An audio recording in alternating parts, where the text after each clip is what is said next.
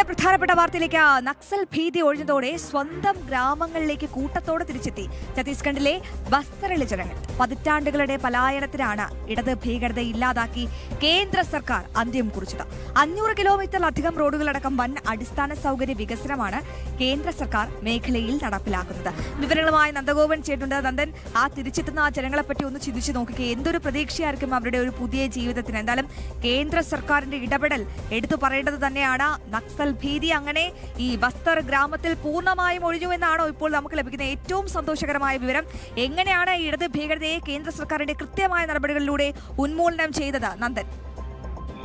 അശ്വതി, മുൻകാലങ്ങളിൽ ഈ നക്സൽ ആക്രമണങ്ങളും ഭീഷണികളും കാരണം ജീവനും കൊണ്ട് മറ്റ് സംസ്ഥാനങ്ങളിലേക്കും പ്രദേശങ്ങളിലേക്കും പലായനം ചെയ്യേണ്ടി വന്ന കുടുംബങ്ങളാണ് ഇപ്പോൾ കൂട്ടത്തോടെ തങ്ങളുടെ സ്വന്തം മണ്ണിലേക്ക് തിരിച്ചെത്തുന്നത്. സുരക്ഷാ സേനകളുടെ ശക്തമായ ഇടപെടലൂടെ ബസ്തർ മേഖല ഇപ്പോൾ പൂർണ്ണമായും നക്സൽ വിമുക്തമായി മാറിക്കൊണ്ടിരിക്കുകയാണ്.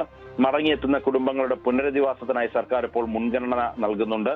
ഇവർക്ക് ആവശ്യമായ കുടിവെള്ളം, പാർപ്പിടം, തൊഴിൽ എന്നിവ ഉറപ്പാക്കുവാനുള്ള വികസന പദ്ധതികൾ അതിവേഗം ഈ ബസ്തർ മേഖല പുരോഗമിക്കുകയാണ്. ഗ്രാമങ്ങളെ പരസ്പരം ബന്ധിപ്പിക്കുന്ന റോഡ് നിർമ്മാണം സർക്കാർ മുഖ്യ പരിഗണന നൽകുന്നു.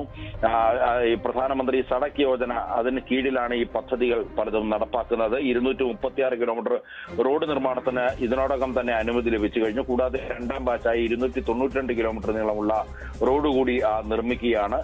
റോഡ് സൗകര്യങ്ങൾ എത്തുന്നതോടെ ഗ്രാമങ്ങളിലേക്ക് വിദ്യാഭ്യാസവും ആരോഗ്യ സംവിധാനങ്ങളും സുഗമമായി എത്തിക്കാൻ സാധിക്കുമെന്നുള്ളതാണ് സർക്കാർ കണക്കുകൂട്ടുന്നത്.